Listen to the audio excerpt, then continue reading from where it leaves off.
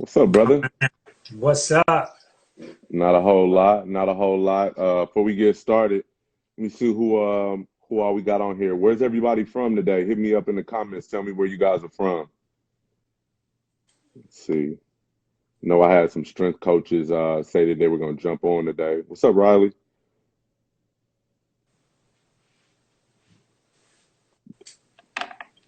Nice. What's up, Cody? London in the building. LA in the building. I need to get home soon. Chicago, what's up? New Zealand. Oh my God, can't wait to get back. Brian. Yep, yep. Brisbane, that's the crib I just left. Gold Coast, I love it out there. Winnipeg, yep. You got your Australians, Yeah, a lot of your Aussies. favorite places, Yeah, a lot right? of Canadians. Yeah. What up, Code? So, what's up, BV? Couple Sooners in the building, man. No, I appreciate everybody joining in. Here with my guy Javar. We worked together 3 years. He's been with the Rockets for a while. Javar, if you don't mind, jump us off, like tell us how you got started in the business. Tell me a little bit, because I don't know if I've ever like talked to you at length about your career as an athlete before you got into the business. Yeah, man. We always get to work and we don't get a chance to really get personal, and so this is fun. But man, it all started it started with basketball. My Hmm. career started with basketball. So my freshman year, I got cut, so that was the end of my basketball career. Hmm. But it was the start to something new, and that's man. It was a blessing in disguise because it introduced me to wrestling, which then got me in shape to play baseball, which then accelerated my baseball career, and just this multicultural experience I had just playing football, baseball, basketball, starting out in soccer as a kid. Like it was fun, man. So went to college, played baseball at DePaul University. It's a with the W, Hmm. DPAW, and and then got experiences at Penn State, Indiana, doing strength and conditioning and all that. So I was introduced to it at Penn State. I was still in college doing an internship, and I wanted to go see what their basketball team was doing for workouts because I wanted to stay in shape. And so Hmm. that's what I did was I was working in the marketing department, like sports marketing, because I started out as an economics major, and then I went down there just to check things out, and I'm like, wow, this is a profession. This is pretty cool. And so I started training I went back to DePaul and started training our football players for a case of beer a week. Oh, wow. so, Gotta hustle. so What up, yeah, IT? so it was that's where it all started, Penn State, and then getting those internships and each year just trying to grind it out, work. Then got with the Tigers, so that was the beginning of a beautiful stint with the Tigers. So Yeah. fun. Yeah, man, I was thinking about this earlier. Obviously you work with NBA players and with the Rockets for a while. What's the biggest difference for you between training baseball players and in basketball players, if there's any at all? Yeah, I mean, there's a difference. I would say, so you have physical, and then you have like the cultural differences. So there's definitely Yeah. difference. It's kind of like I look at you look at Google and Yahoo. They're both at like the cutting edge, both very successful. But if you go like some things that are going on in this culture might not be going on in this one. Some things that are accepted in one might not be. So there's a difference in the culture and everything. Like you can't Right, right. at the NBA, like just for fun, like let's just start with some fun, right? Like you're in baseball, you got nothing else to do, so they do some weird stuff in the middle of Baseball games. You're players do some wild stuff, man. They do some like, wild stuff. they just find stuff to do. So Right. it's kind of goofy and there's lighting shoes on fire and things like that. I feel like you mess with some of these guys that in the NBA and they'll take it Nah, that offensive. ain't that ain't nah, we ain't doing that in the locker room. Nah. Right? So, Nah. oh man, but it's I think from a cultural perspective, basketball is just a way more efficient with time and energy, just much more efficient. So they talk about the schedule and the grind and everything, but I think it's very conducive to routine, especially on a practice day. So Uh-huh. you if you're getting your sleep after a game, you come back the next day, you you you know you've had a good night's rest. You come to work, you work, and then you go home, you can have a nice evening with your family, things like that, or if you're on the road. So it's a little more balanced, I would say, Hmm. from a cultural perspective. And then the positive part about baseball and the players as far as cultural is just the adversity they go through. So, like, if you think about it, your best players, Matt Kemp, right? He's Yeah. he's he's failing 70% of the time, and he's an all-star. Yeah. You know what Yeah. I'm saying? Yeah. So, like, the adversity that you go through, the ability to deal with failure, that's there in baseball. Physically, though, I think conditioning.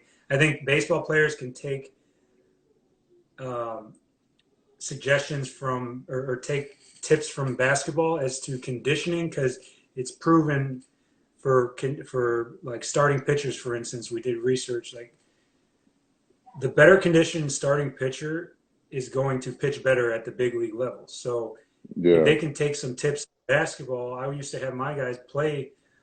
We used to do basketball drills. We used to get on the court and do basketball drills. So they can go into that culture and learn. At the same time, basketball players can come to the baseball culture and really learn about movement, the Hmm. rotational nature of the game. Like when talking about like physical, they can Hmm. learn about like, and working with your athletes, you understand how much rotation is involved in what they're doing, but it's never really thought that way. We think about lateral sliding and backpedaling and spring forward, maybe jumping, right? But it's a very rotational game, and in order to prevent injury and do maximize performance, they could take a lot of good tips from baseball as far as the rotational nature of the game. Yeah. Yeah, I know. I mean, randomly, I was just thinking about players today, and I'm close with Dallas Keuchel and Lance McCullers and those guys from the Astros, and they came to a couple games, and they even came after they won the World Series and worked out with me on the court. We got a workout in one day before a game, before all the fans showed up, before warmups, and those guys are two guys that I know probably take it more serious as far as the pitcher position. Mm-hmm. And then you have guys like a CC Sabathia, who obviously is going to be a Hall of Famer, but just didn't take care of his body the same way, that those guys did. And where it comes back to, did you maximize your potential? No matter Hmm. what sport you play, the things you can't control is your conditioning, your nutrition, all that. Did you control those things because you have the talent, but do you have the longevity? Right, Are right, you right. maximizing performance over the course of your career? Are you maximizing your performance today? Yeah. So, I think, looking back, you don't want to have any regrets. So some athletes, like former athletes I've worked with that retire, come back and, man, if I only like listened to you guys and like Yeah. just, and now they're into working out and they're doing it because After the it's fact. their time, right? So Right, right, right. Like Nene trying to do curls all day. But no, I always say that to my young guys. Like when you play basketball, it's a totally different mindset than like football and baseball players. Because football and baseball players, they can't just go outside and play ones in the neighborhood with their sport. Basketball, you can be, the long, lanky kid and just go get a bucket. So for basketball players, I got you, IT. I'll ask that for sure. For basketball players, most guys don't really buy into the weight room until later in their career. Um, but I always tell people, Michael Jordan, Kobe Bryant, LeBron James, like these guys really took care of their bodies and that allowed them to have, longevity in their career. yeah, it's like that well balanced approach, or surround yourself around the best. Like if you're going into business, you'd want to have the best financial services, the best marketing, the best. It's Hmm. just, so you treat your body. If you think your body's worth millions, treat it that way. That's John Gordon is an author says that, and for these guys that we work with, their bodies are literally worth millions of dollars. So Facts. treat it that way.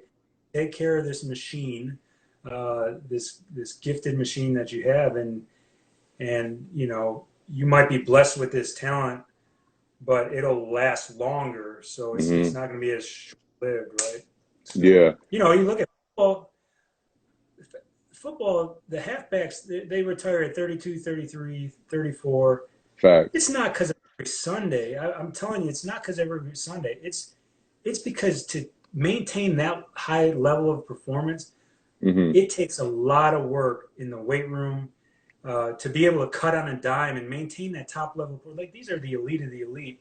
It Right. takes a lot of work, and so it's hard on the body. It's probably with the exception of rugby, in UFC, MMA is probably one of the hardest things on the body, right? So it takes its toll not only with concussions but also in the lower body where they can't move as well. So they can't play at that level anymore. So basketball, it has a little more give to it, a little more forgiveness. So if you can just get in the weight room and do the little things, get on the court and continue to work on new skills. I remember Trevor.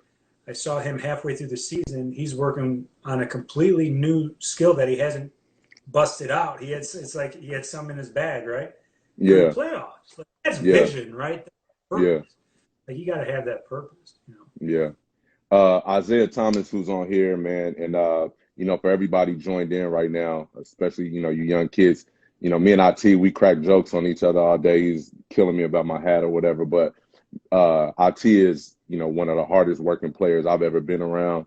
And there's a reason why, this dude averaged 30 points in the NBA. He just asked the question, do you think there's a such thing as I think you have a learning zone. So I'm really trying to educate our players right now on this. Is like you have a learning zone, you have your comfort zone, you have your learning zone, and then you have like this overwork zone. So overwork is possible, but do you ever really truly get there? First of all, your brain's going to turn that off most of the time. So your Mhm, brain controls most of the time. You're turning yourself off. Your body, very rarely, unless you're the elite of the elite, like Tour de France athlete, like mhm, you are never getting to that point. So facts. uh, I think with fear, we end up getting hurt, right? So if you go Mhm, into it worried about getting hurt, you're going to ultimately end up getting hurt, especially when the game's on the line and it's in the playoffs kind of mindset, right? So right. uh, I talked to his name's Dr. Kelly Starrett. I talked to him yesterday. He had a good tip. We were talking about maximizing performance at the elite level, talking about breathing. And so if you can learn how to breathe, the mechanics of breathing, if you can learn how to breathe and attack, battle, against somebody, if you can Mhm, learn how to handle both, if you can do that, you're never going to overwork a muscle. So if you can right. learn how to breathe properly, now the problem is like you're not doing too much work. Your body's just put in a bad position. So you get hurt because you just were not mechanically sound. You were not, you weren't in shape. So just the challenge I would say is 9 times out of 10, unless it's a freak injury, the injuries occur due to the lack of work versus working too much. So we're taking Yeah. this load monitoring thing way overboard when we're pulling guys off the court right now. We're doing more harm than good. So um, you got to pay attention to your body. You got to. That's why you have that program and that progression. You know what level one is, and you have this idea that in 6 weeks I'm going to get in shape. So you have this plan. I think you're good. Yeah, this is Mac, let me ask you a question before it passes. Um, yeah, so my guy Jimmy Mackey from the Bahamas, one great trainer in the Bahamas, talking about, nutrition, sleep, and all that stuff. Watching The Last Dance, Michael Jordan documentary, the Bulls documentary, we were talking about what's up, Pastor? We were talking about in the gym, me, PJ, and Eric, we were talking about the Bulls, what they accomplished and all those teams back then, what Michael Jordan especially accomplished, not missing any games, doing what he did on both ends of the floor, averaging 35 or whatever, being first team all defense. And like I know, the NBA now and the NBA then is two totally different things. Like the NBA now, you know, obviously guys, they go through a grind, they go through a lot, but the NBA now is like Club Med compared to back then. Back then, shoot around was like practice. Guys were getting taped up and going hard at shoot around. Practice, you know, they going 2 hours hard. The vets are in there competing, talking trash. Nowadays, especially, you know, my time with the Rockets, with no shoot around. You know, we pull up to the game at 4:30, 5 o'clock, you know, bring it in, let's go play. And boom, we might like practice for the most part was like shoot around. We watch film, walk through a couple plays, and then we dip. You know, so what Michael Jordan and those guys had to go through and then not missing any games, like what do you think? Because I know you said obviously load management now is taken overboard, but do you think there like what do you think the value is in what you guys are doing now? Yeah, so it's misinterpreted, and Yeah.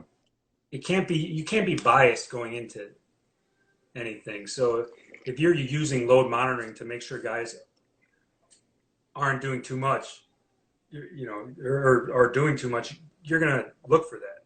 If you Hmm. go in thinking you want guys to work harder, you're gonna find ways to figure out how they can work harder. Like it's so you can't go in bias. You use it as a tool, just like anything else. It's like when you're in the weight room, or no, like, let's just talk about shots. Like you count the shots you make for feedback. Well, that's all load monitoring is. And so if you know what you need to be conditioned and ready to do, if you have to be ready to play 35 minutes and you can wear a monitor to help you establish the equivalent to 35 minutes, you know, on a practice side of things, on a practice court, then why wouldn't you want to use it? You know what I mean? Right. So it can help. And then you have a recovery day, but you still need to get quality work in. So how can you make the adjustment where you know that it's purposeful? So the thing back in the day, we talk about Michael Jordan. You're talking about a guy who had purpose. So Yeah. like still being efficient, they were efficient. They would take days off. They were like it's so Yeah. it's not like just grind it out like in let's like back in the day, guys played through injury more and everything, but there's reasons behind that. Yeah. That you know, there's more money. Well, there's other Money was variables that different. yeah. Yeah. So, but guys, you know, guys weren't held out for you know, guys just played through pain. But the technology now, all of those things help, but it's how you interpret it. You could go get an MRI, and then you know, without the MRI, you feel fine. With the MRI, now you're getting surgery. You know what I Hmm. mean? Yeah. So it's just you got to be careful how you interpret it and then how you treat it, right? And if you can be unbiased in that and know that you know there's balance or there's other ways to that other things that factor in other variables, Yeah. you know, we I think it's a little bit more effective, right? So we haven't Yeah. gotten I don't think we've gotten soft as far as the willing. I think guys are willing to work. It's in the sense of guys don't want to confront anymore. So it's that face No. to face, man to man, Yeah. which was in the last dance you could see a little bit more evident. Hmm. And um, the fear, like guys want to work, but there's still the fear of getting hurt because there is a lot of money. There's a lot of so. Um, but again, if you fear getting hurt, you're going to ultimately get hurt. You know, Hmm. so you got to in this learning zone. Got you. I'm gonna before we get cut off, I wanna run off some of these questions, man. So first one is for my guy CJ out in LA. Really good strength coach, performance coach out there. And he first question he asked was, what's the hardest thing about balancing what you think is best for the player versus what the player, their private trainer, has been doing with them all off season? I mean, I've always promoted the you know guys working with other people in the off Hmm. season. Um, we can't be everywhere. Get with someone really good. Right. Uh, so my relationship and my knowledge of continued ed has occurred over the last 20 years in pro sports, learning from guys that our my players have worked with. So Hmm. put your ego aside. Know that we're in this together. So if we all succeed, player in multiple trainer, like I tell the players all the time, surround yourself around the best. So go get a trainer, go get a dietitian, go get the skill coach, go get these people and make sure, go get a financial advisor, so Yeah. surround yourself around the best. So you definitely want that. Like I promote that. Again, though, you got to put your ego aside and know that we're in this together. So, if the player and the team succeeds, we all succeed and we all look good. So, Right. why would we want to work together? So I had that team mindset going into this as Yeah. well. But I communicate with the guys, with their trainers, probably often, and in the past, I've talked to them more than I talk to the player during the off season, because the player Right. sees me all the time. They get sick, which is cool. If they're not getting sick of me, then I'm not doing my job. Right. It's the opposite too. If they're getting, if I'm getting sick, or if they're not getting sick of me, then I'm not doing my job. So it goes both 1,000%. ways. 1,000%. Next question he had was, what percentage of NBA players do you find enjoy training in the weight room? What percent? That's a good question. I would say upon entry into the league, there's a low Facts. percentage, Right. because and for good reason, because you got to focus on basketball skill. We didn't grow up on it. I have no problem with that. Now at the college level, you don't have much time with the guys, like a year or two, and then they're out. So we get them there a wreck, and Hmm. they're thinking like the weight room is just a place where they're going to leave feeling like. So when I first got to the Rockets, the first thing I realized is like, I just got to show these guys that the weight room, like they can leave the weight room feeling good. Like right Yeah, now, yeah, yeah, you know what I'm saying? So that yeah, was and then, but so I think walking in, the first thing is education. If you know your purpose, some of the guys that we worked with together, right? Like you've worked with, I've worked with, understanding the purpose, and now they're getting in, even though they might not like getting in, yeah. Hmm. right?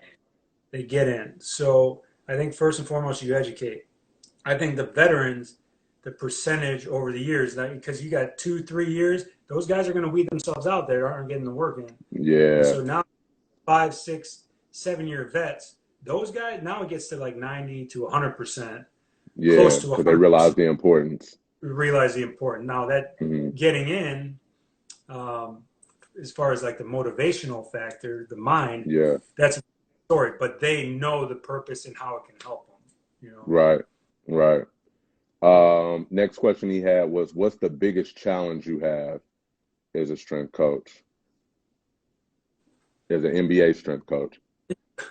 I mean, Irv, there's how many? I I know, mean, I know, no, I know. Where do you want me to start? I know. Trust so me.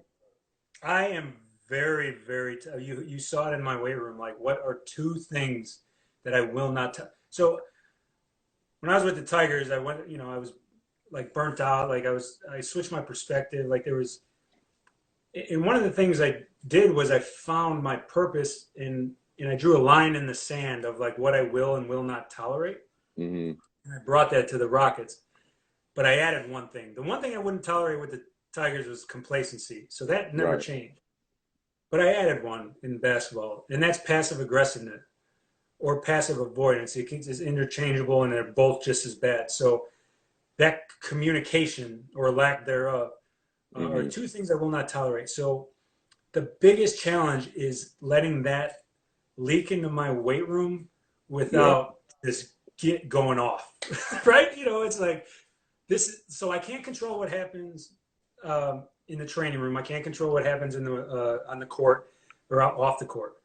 But Hmm. when they come into my world, this is what I feel like I can control. So when you're coming in my weight room and you're messing with that, Hmm. I think that's what I'm very sensitive on, right? We all have our Yeah. sensitivities, sensitive to that. Yeah. So, but other than that, I'm tired of the NBA player underestimating themselves. Yeah. I think the biggest challenge is to convince, and so I go about my day with like every day I'm going to inspire, I'm going to educate. If I can do that, that's all I can control. Um, So I think it's the challenge that I issue to myself every day. I'm going to inspire, I'm going to educate. If I didn't get through to Yeah. this guy today, I'm going to come back tomorrow, I'm going to inspire. So getting the guy to understand that discomfort is a good thing and it's going to Hmm. take him to another level. But if you're sitting there always comfortable, like you're not growing, you know what I mean? Right, So, right, right. and the reason why we bring this intensity is because you and I, like, we've been through some adversity. So now you know, like, you push the limits. Once you push the limits, you kind of know where that is, and you can make adjustments. You can, but if you don't, if you've never been there, like, how do Yeah, you know where? Like, that means you've never really pushed yourself. So right. get to know your limits, make some mistakes, and then you can learn from that and then build, right? It's just like a muscle. Like if you tear it down, it's going to build back up and be even bigger, stronger, more explosive. So take that same mentality to your training, you know? I got you. Last question from CJ was, what's the most rewarding part of being in the NBA? Well, you have your daily, which I just said was like inspire, Hmm. educate. So that's my purpose, my why. So knowing that, like ultimately, like every day is rewarding, right? Right. What when we talk about what do we do this for, you know, regard whether we were to win a championship or not, you're fulfilled. But the Yeah, ultimate goal is to get that championship. So I mean, absolutely. you know, the most rewarding part is to achieve that, right? But I think Hmm. that's from a team setting, and so you only have so much control in a team sport. Right. So because of that, you really got to focus on the current, on the present, and how you can control what you can. So I think for me, the rewarding part is just having the opportunity to inspire, to educate every day, and just come with it. And I never leave. And you know me, you know really well, and we've spent a lot of time in the weight room.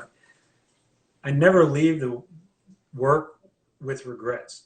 So Yeah, yeah, I might piss people every now and then, but it was with good intentions, man. yeah, So like you yeah, can't hate on that. You can't hate on that when it's for team purposes. Like there's enough self-serving stuff going on in today's world, let alone in the NBA. yeah. Like put that shit aside and let's because together we're gonna win, no matter what. But together we have a better chance to win a championship. And if we can't figure that Right. out very quickly, then we're in trouble, right? Yeah, yeah, for sure. I'm gonna move up. I got my guy Bazzi out in Russia.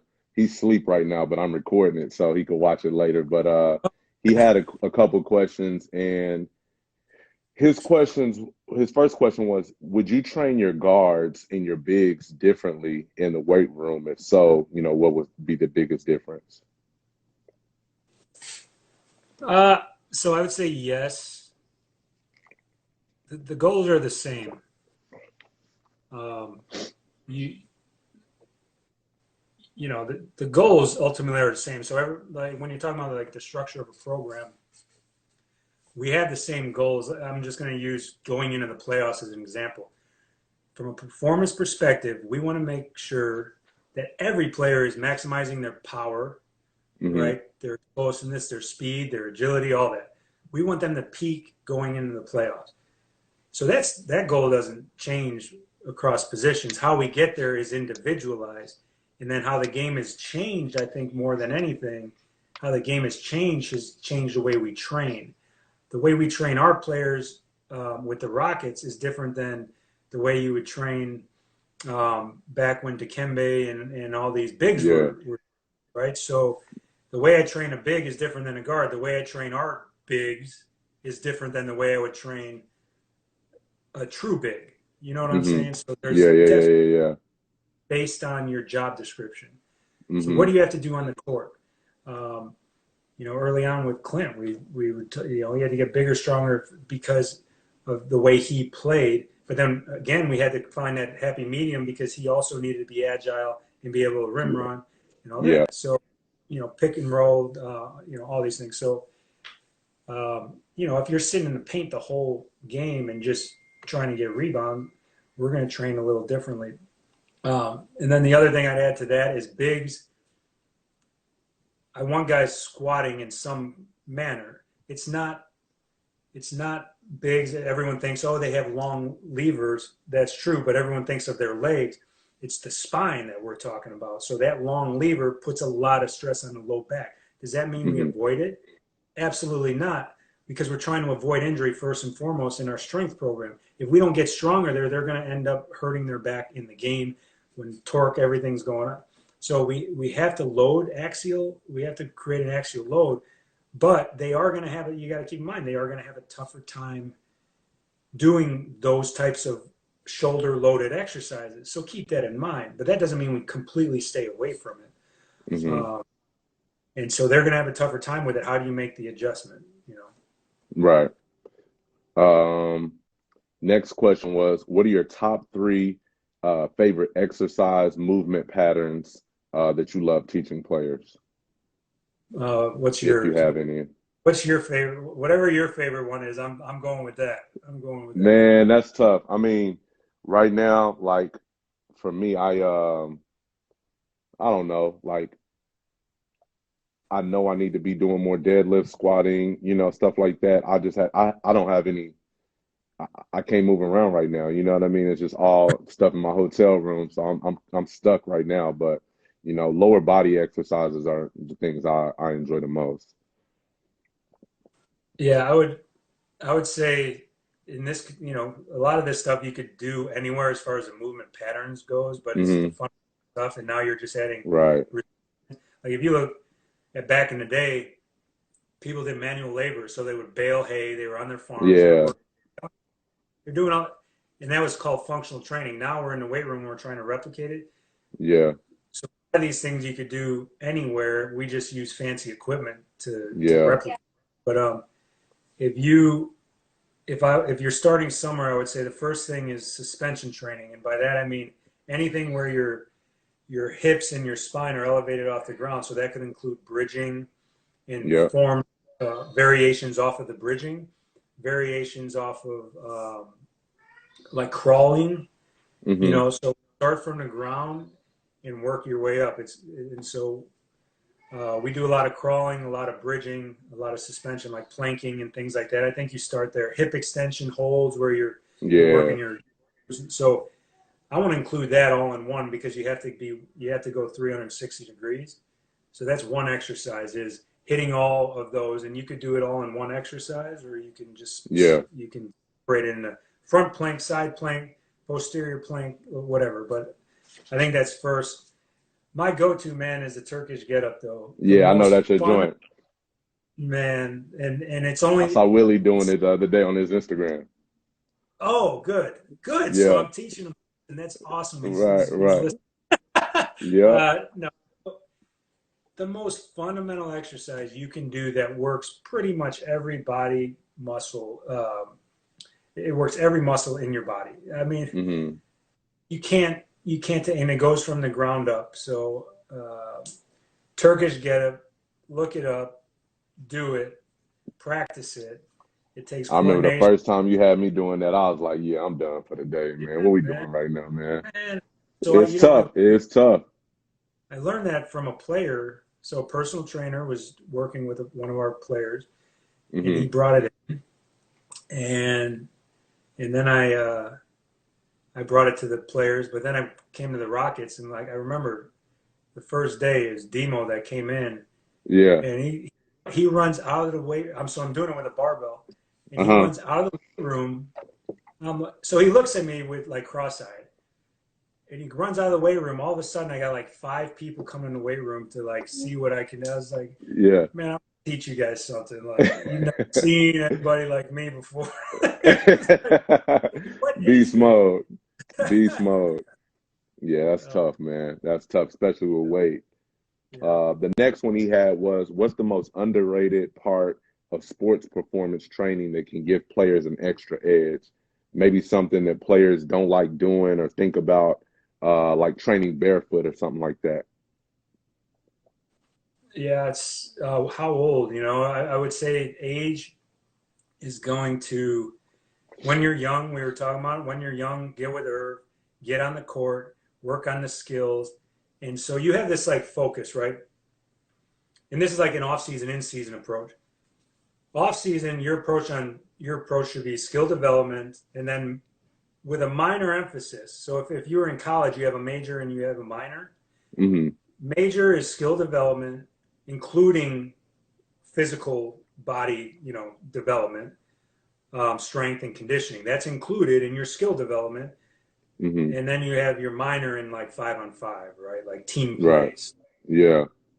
As the season approaches, it kind of evens out, gets more concurrent.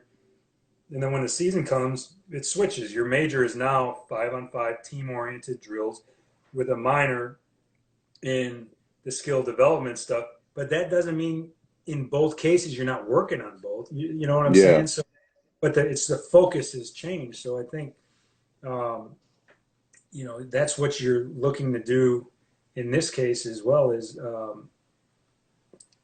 you're trying to give yourself an edge. So if you can, I guess, just train mentality, train conditioning, have this balance. Um, I think you would incorporate yoga in your routine. You would Hmm. incorporate I was talking to Dr. Kelly Surratt, great dude. You'll like his website, but it's the Ready State. So he does a lot of soft tissue work. He does a lot of real good PT out of San Fran. Um, Hmm. but he does. We were talking about breathing techniques. So, at the higher levels, we're going to focus on breathing technique. At the lower levels, they're focused on what you're doing with them. You know what I'm saying? So let them worry Hmm. about like really locking in on breathing technique as they get older. That doesn't mean you don't teach it young, because if they can learn it young, they're a lot better off. But Right. let's prioritize now what we're teaching. So I think at the highest level with the guys we work with, if you're Hmm. looking at what gives them the edge, I think mentality, things that they can control are mentality, Right. their conditioning, and then their communication. Those Okay. three are start. And with that, you might blend in the breathing technique, some modified forms of yoga, Pilates. With the Megaformer? What's your Pilates called? Hip fitness, the Yeah. So Megaformer. Yeah. No, that's my right. favorite, man. I just talked to her before I called you. I'm trying to go this weekend. Yeah. So I mean, that's another example of the small little things that these guys can add to their program. That these high Hmm. level guys can add their program and give them the edge. At a younger level, it's skill. At this level right now, a lot of them become experts at basketball. Now the things that are Hmm. going to give them the edge are their mentality and the extra things that they're doing off the court, Yeah. taking care of their bodies, the nutrition, um, the breathing techniques, so that they're not expending too much or as much energy. They're being more efficient while they're battling someone in the paint to get a rebound. If I can Hmm. learn how to breathe properly, I'm going to have a lot more energy stores to pull from later on in the game, and I'm not playing catch up. So that's Right. just an example of something they can work on to give them an edge. But to keep it simple, like there's too many people trying to reinvent the wheel, and they're getting just way too complicated too early. Like Yeah. our guys are working on some more advanced stuff. Get the simple stuff down first before you start trying to reinvent the Yeah. wheel. Same thing with basketball. Same with skill development. You know what I mean? Just keeping the game simple is the motto I live by. And No, you know really. what you. So I'll go and I'll grab a basketball, and we all tend to do it. So Yeah. that's what I want to go through the lay. I want to look fancy. Yeah. But Right. Right. first, I just gotta work on that right hand a little bit, and then I can start going through the legs. Right. Absolutely. Absolutely. It's obviously the same thing I go through with the kids that I train. Obviously we look at the Stephen Curry's, the Trey Youngs, the Chris Paul's, the James Hardens, whoever on TV, and we want to emulate our idols and the people we look up to. But you got to remember, it took them a while to get to where they're at. And Yeah. with the weight room, like I said earlier, whereas Kobe Bryant, LeBron James, I don't know if you saw those videos today of Russ working out with my guy Boss out in LA, Kevin Hart's trainer. But Russ, people talk about his explosiveness. Well, obviously he's a freak of nature athlete, and LeBron James as well. But the way they maintain their bodies and the way they push themselves day in and day out in the weight room, and their recovery, their sleep, their eating habits, like all those things factor in and allow them to do that at the ages that they're at now. For sure. I mean, Russ is a great example. Like, he's demonstrating right now what he does on a regular basis. Hmm. It's just part of the job, right? It's part of the routine. You got to enjoy it just as much as getting on the court, because and then understand. It's that same. And you see his mentality come out when he's on the court, like that. It's that approach, right? So Yeah, he's a dog. yeah, yeah. Yeah. Well, he's been Yeah. doing good stuff in the sand. I saw and all Man, that. Russ has been getting after it. And I was with Pat Bev. I saw Pat Bev out here in Houston a couple weeks ago, and his whole mentality through this whole coronavirus that we're going through, he's looking at it like, I want to come out of this better than I went into it. You know what I Yeah, mean? So he's working out, he's doing agility stuff, he's doing yoga, he's on the court, he's in the weight room, like he's doing everything he can to make sure that when this is over and we come back to playing, that he's going to be better. But not too many people had that type of mindset.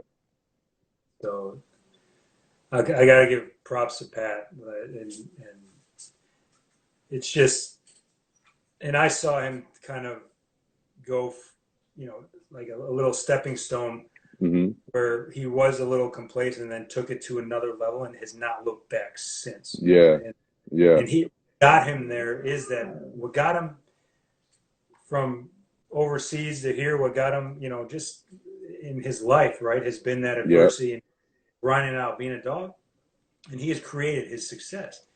And so that's what you tell these young guys, like, not everyone is James Harden, not everyone Hmm. is Steph Curry. So you got to be a dog to get here and stay here.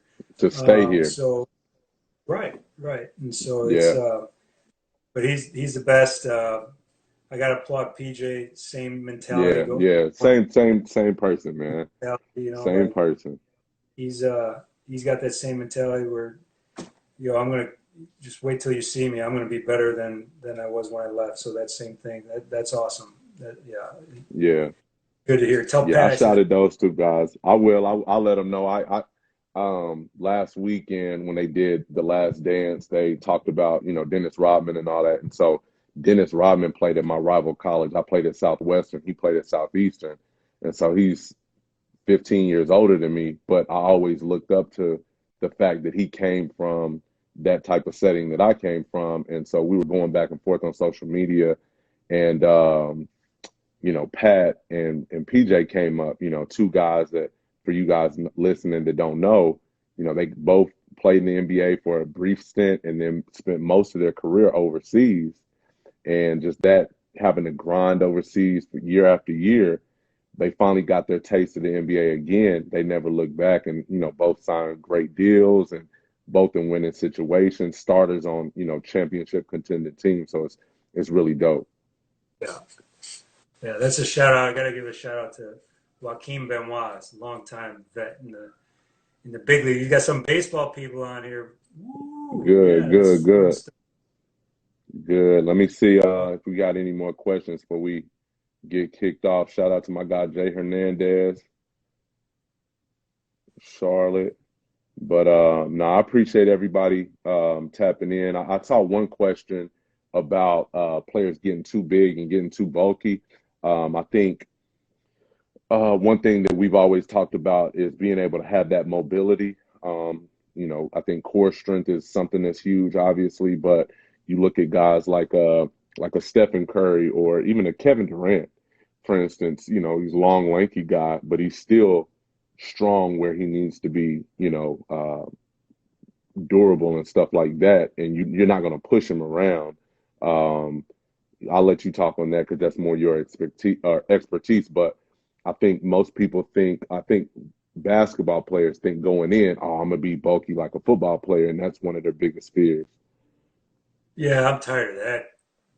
I'm Yeah, tired of that excuse, man. Like, so listen, you could be a skinny rail, and if you're not doing the right things, you're going to lose mobility.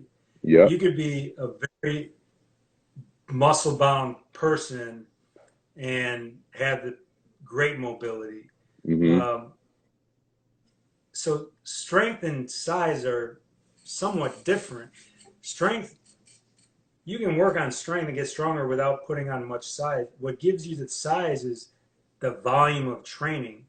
So Hmm. if you want to put on size quickly, you're going to have a high volume over 6 to 8 to 12 weeks, and you're going to put on some muscle. But you see, I mean, look at all the young guys coming in as rookie and look at them 10 years from now, or 10 years later. They all Hmm. are bigger, filled out. I mean, you're talking about Last Dance. Look at Scottie Pippen. Like, that wasn't overnight. That was over time. That was 6, 7, 8 years of time.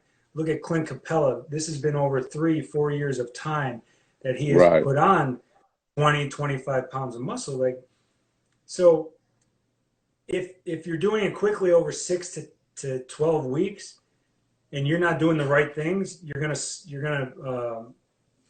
your mobility might suffer. You're also got to make changes, right? If you're gaining size, I'm just using this as an example, but if you don't have time to adjust and you put on size very quickly and you're not practicing shooting, you're going to tighten up, right? And you can't get in these proper positions. It's going to take time to get you back mobile. But let's not overthink that and use it as an excuse to not get in the weight room. And because if you do it the right way, you're going to adapt and be able to then, you know, have that transfer over. So your mobility is going to improve. If you're doing the strength the right way, your mobility is going to improve. If size comes, size comes. But Kevin Durant would never put on a huge amount of muscle where it's going to limit his mobility. Now, like his body isn't built that way. So like Right. to think he would, so to look at a player and compare yourself um, is tough because it's all about body type. I'm not built to play basketball, but I'm built to put on muscle and be bulky and things like that. But you can't look at me and then think that same thing is going to happen to you. And my Right. workouts are different than an NBA basketball player's, even though we are still working on the same goal, right? And that's mobility, that's strength. Uh, so we never really have size being a major focus. I don't think the size. I mean, again, it's like I'll use myself as an example. I'm big and bulky and muscular, but dude, I get on the court with these guys and they literally like lift me off the ground and push me across the court in a second. Yeah. Yeah. So yeah, it looks pretty, but that bulk isn't going to do much for you other than Right. make you Right. feel heavy. You know what I'm saying? So let continue again, long-winded, but continue to work on strength. And if the Hmm. size comes, the size comes. That's as simple as I Absolutely. can. Absolutely. It's funny because I was working out. I've been working out Nanu, and Nanu is still, I mean, 23 years old, and I'm bigger than Nanu. Pause. But we were doing like some post up stuff, and I was just giving him a little bump, and naturally he's starting to grow into his little grown man strength, and he was kind of moving me. I Yeah. came home and did some push-ups right away because I ain't used to that, you know what I mean? But he's not the bulkiest guy, but he's starting to get a little stronger, even though he's not starting to fill out as much.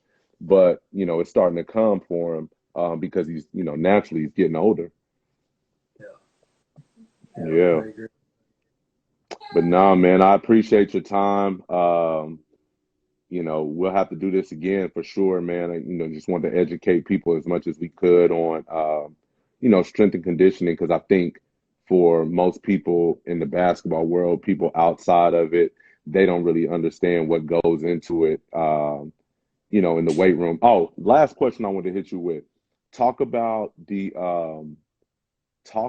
benefits, because I know a lot of people watching are Rockets fans or NBA fans in general, and they might see a player's Instagram and see the guys working out in the weight room post game. So talk about the benefits of lifting weights, especially for those guys that play heavy minutes. Talk about the benefits of lifting post game. Yeah. That's the reason why we developed that was because of guys who were playing high minutes. It's not Hmm. like to get extra conditioning for the guys who have sat on the bench all game. Actually, I try to push them out. Some of them are so motivated they Yeah, want yeah, to. yeah. which is cool, right? But let's get work on practice days. But post-game workouts, it's kind of like, if you're working out, basketball is a form of exercise. Let's not overthink it, right? Like everyone Yeah, does it in the right, world. It's a form of exercise. And your body physiologically and mechanically doesn't necessarily know it's playing basketball. It's moving, right? So right. if you were to work out in a gym, every now and then you're pushing yourself and you're like, you know what, I'm going to top it off today. Hmm. Think of it that way.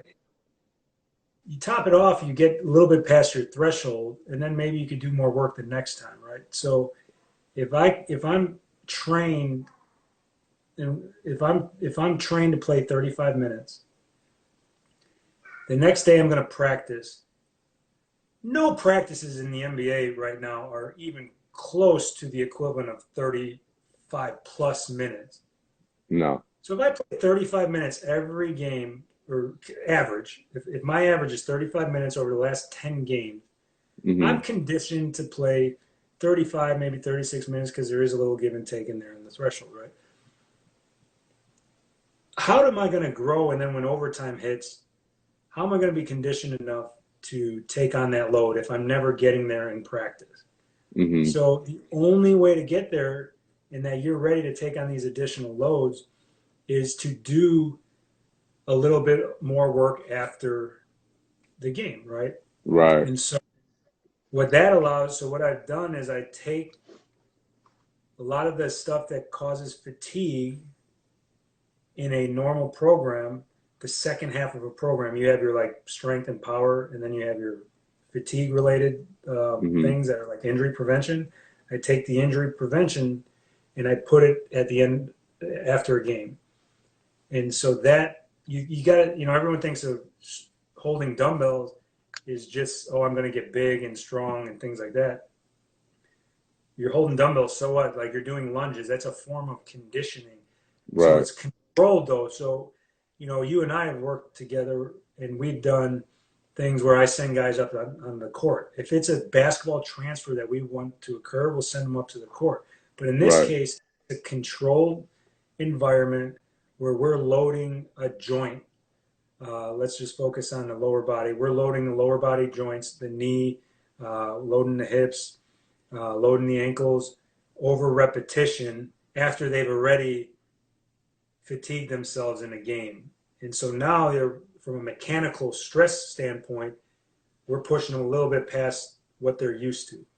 And Hmm. so when overtime does hit, or they're asked to pick up the intensity in the playoffs, that they're Hmm. more equipped to do so. So, Right. and then practice day can become more of a practice. So another way to look at it is like we play every other day.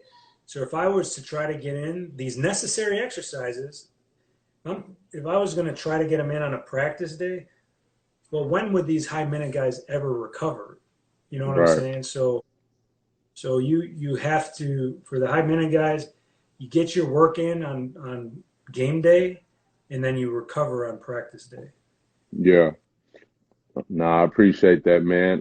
Jimmy, nah, we'll definitely be down there soon. As soon as it's safe to get on the flight, I'll be straight to Nassau. And then if the Rockets go down to the Bahamas again for a team trip, I'll definitely have to connect you two guys so you guys can go train at his facility. Last question I was going to ask you, what do you think about training in the weight room barefoot? I, I'm fine with it. But what is the Yeah, purpose? So if it's for foot intrinsics, um, if you know what you're doing, there's a purpose to it. If you're just kind of training barefoot, yeah, it is what it is. But if you're then leaving the weight room and wearing, putting shoes on and going about the rest of your day with shoes, what's the point? So if you're yeah, working on something and you need to work on your foot intrinsics, then yes. If it's just, like I really give props. I know they get made fun of, but I give props to those dudes that wear the five finger shoes, man. Like I know they get a oh lot of, man, but, I can't do it but just because no, it's not my but at swag. least So there's conviction to it. And if you're going to do it, you got to go all in to get the benefit. nope, It's kind of like nope, hypoxic training. It's like if you're going to live at altitude, or if you want to train at altitude, you got to live there. Like you got to yeah, commit to it, or Yeah. it's going to have limited effect. So I would Yeah. just say it's what we call in baseball, it's eyewash. Like Yeah. Yeah. bunch of like you try to look like you know what you're doing, but Right. if you have purpose and you know how to, you know, drive the ball your foot in the ground while you externally rotate at the knee, and you know how to position your foot for gait. But Yeah. I wouldn't recommend it without somebody that really knows what they're doing. You know what I mean? Right. Right. Absolutely. Well, that's the last one I had, man. Again, I appreciate you for everybody listening, man. It's my guy Javar, strength coach for the Houston Rockets. He was strength coach of the year in the NBA a couple seasons ago. So I trust his opinion. And Javar, you got anything for me? Man, I'm just wondering how life is, buddy. How you been? What's new? What you got Man, going? What did you gain out of this little situation we've been in for the past couple months? yeah, I was having this conversation with my dad, and my whole thought process through this whole thing was being able to come out of this situation better than I was before, and not just staying stagnant and just saying, "Oh man, life sucks," and this is depressing and all that. So I think having this downtime that we've had has allowed me to tap in more with my social media stuff. So getting on calls and doing Instagram lives with people like you that can educate me and some of my friends and followers on social media, as well as just having more time to just get in front of my laptop and watch film and study the game, because the game is so different than it was in the past, and it's always evolving. There's new skills that we could teach our players, just like in the weight room. There's always new things and more creative things you can do. There's new ways that I can help my players on the court from a skills perspective. So I haven't really had time to just lock in on it because I'm always flying. I'm used to being on a flight every couple of days. So this has had me, you know, trapped in the room, and I'm thankful for that, and I've had some growth in that area. Yeah, that's awesome. Well, yeah, you had that vision and purpose, man. So I applaud it. It inspires me too. So I I appreciate you. It's appreciate good it, bro. catching up. Yeah, we have to get together more often. But I'll be hollering at you. It's good talking. Thanks for All right, having me. man. Appreciate all Absolutely, the love. absolutely, bro. I'm a save it to my story. I'm a copy the whole thing and put it on YouTube. So I'll send you a link for that too, so we can have the whole conversation saved. But for everybody that check this out for the last hour, I really appreciate you guys. Thank you to all the people involved in the business, everything you do. And man, I'll get up with you later, bro. And so I talked to Zach Ertz, and I'm gonna end on the. I talked to Zach Ertz the other day. We had a really cool talk about leadership, things like that. But he said something about the championship team with the Eagles. One thing that about everything he said, we all shared the love. Yeah, That yeah, was yeah. we all loved on each other. So I Hmm. appreciate the love, man, and right back at you. So You already know, share the love. man. Keep doing Every what you're day, doing. man.